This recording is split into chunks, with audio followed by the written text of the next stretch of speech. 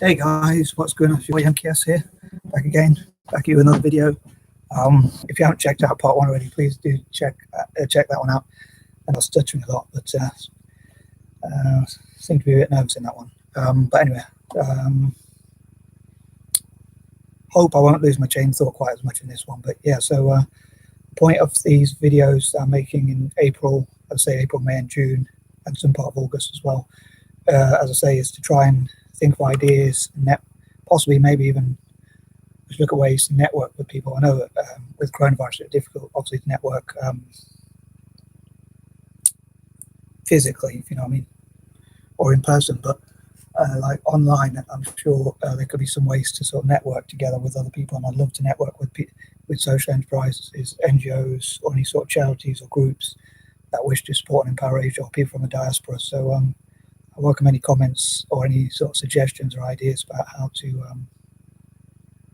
network, and I'll do the best I can to implement them. But yeah, the point of these videos are like for Asian empowerment, but also Pan-Asianism, sort of ideas to empower people in Asia. So I hope to think of as many ideas of those as I can. I know for some reason I always try and think of like 30 ideas, which is a lot. I probably should try and think of one or two, but yeah, so I'll probably try and think of 30 ideas to empower Asia, but being a bit plonker as I am, as they say. Plonker's like a London term, I think. Anywho, oh yeah, another thing I was thinking about actually recently was like trying to have more like things like stories. If I have the confidence to sort of tell my own sort of stories that I make up from my own mind, my own dyslexic imagination, if you like. Because a lot of people with neurodiversity, like dyslexia, have sort of creativity. I also hope, or imagination, sorry, vivid imagination, or both. I also hope to, and those things are probably quite connected. And I also hope to talk about one of my other conditions, which is called dyspraxia, which is not very well known. I'm not actually diagnosed dyspraxic, but I am. Someone told me I have the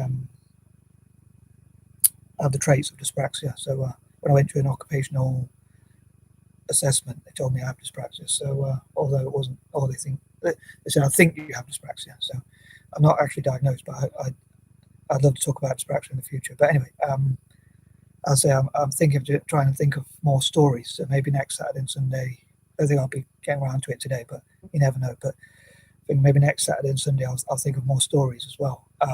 Anywho, I want to get onto the list because otherwise it's going to be another really long video. So I might talk a bit fast, but I'll try and get through these points in the quickest possible time, and hope people out there will enjoy it. Number 11, big point, sorry, because I'm carrying on from the last video. Number 11, I hope to sort of encourage people from Asia. I hope to encourage things like changing people's perception, like I talked about, changing people's perception of learning disabilities like dyslexia and that sort of thing. But I also hope to encourage more people to support Pan-Asianism and how Asian nations can work together more, and encourage as many people as possible to support that around the world. And also human rights, animal rights, and things like that. I hope to encourage more of that in Asia. I'm an animal lover myself, so I hope to encourage compassion for animals, better treatment for animals, and that sort of thing. Number 12, I hope to like share motivational videos and stories, and to encourage Asians to be, hopefully not an arrogant or boastful way, but to be proud to be Asian, and talk about things that Asia can be proud of, like being a model minority, like being good at science and maths and all sorts of things like that. And also how Asian scientists can work together, possibly even networking with scientists from around the world, especially like other Asian nations, but also from Africa and maybe even Europe and America and places like that, to sort of cure diseases and make the world a better place, tackle global warming and other such issues. 13, I hope to hear about, like I mentioned, I want to talk all about Asia, so I hope to cover some of the more negative things as well, which I know I've mentioned before, but some of the dark side of Asia, or negative side of Asia as well. So I'm not just going to cover one side of the story. I'm going to try and, although I want to empower Asia and support Asia and help it to improve, but I also hope to encourage, to include some of the negatives, but I don't want to offend people at the same time. So, 14, again, hope for all people from Asia to work together on problem solving, like global warming, diseases, how to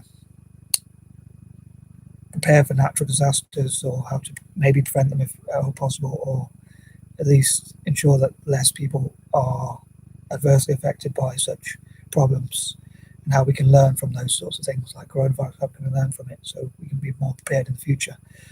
15, again, hope to hear from Asian aspirations, again, especially people from slums and orphanages and from disadvantaged backgrounds, and to share motivational videos and, again, success stories from people with learning disabilities and also people from Asia itself as well. But people with dyslexia, for instance, from around the world, so that people from countries like India and China and Japan and places like that can see that dyslexic people and people with ADHD can achieve a lot, as I mentioned before. But yeah, so they can help those people, like a dyslexic student, if they're told they're no good and they lose their confidence, and people don't believe they're good, or they can do anything good, or they think they're stupid or dumb or thick or lazy or whatever other things they think about dyslexia. So I would hope to spread awareness about how dyslexic people might struggle at certain things but have strength in other areas. And again, if a dyslexic student in India could be the next Richard Branson or whatever, how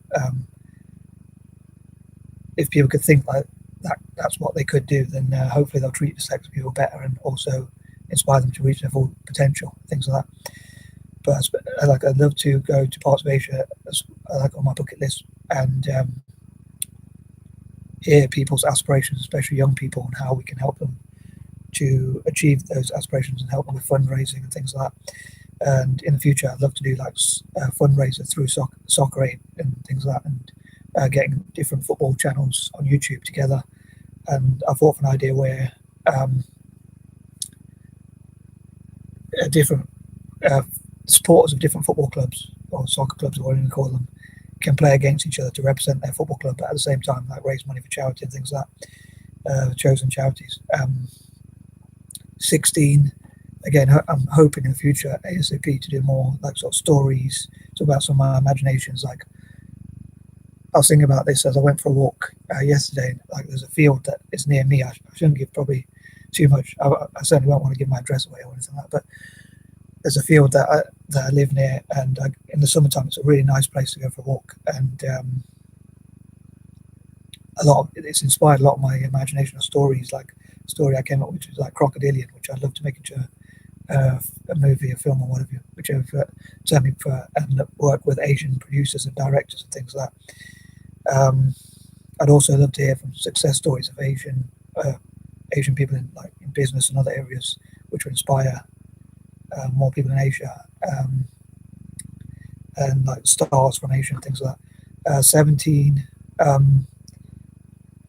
I've heard quite a few stories from Asia, like urban legends or creepypastas, as they call them nowadays, and scary stories and videos and things like that. And people from Japan and places like that have a really good imagination. So I love to encourage them to reach their full potential and work on things like that. And also, as I say, talk about my own imaginations and stories and things like that.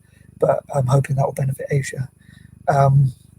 18, once again, hope for people from Asia to talk about things they're grateful for and positive affirmations and things that make them proud to be Asian. Again, not in an arrogant or boastful way, but in a positive way.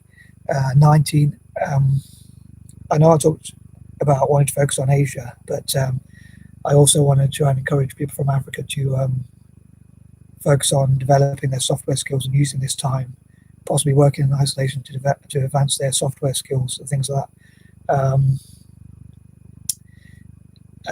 So that they don't waste this time, but they make the best possible use of it. And number 20, I hope to do as much as I can each day and to keep myself busy and occupied, not having time to be bored, but always trying to think of new ideas and ways to do those sorts of things. But I hope to also be more proactive in finding ways I can actually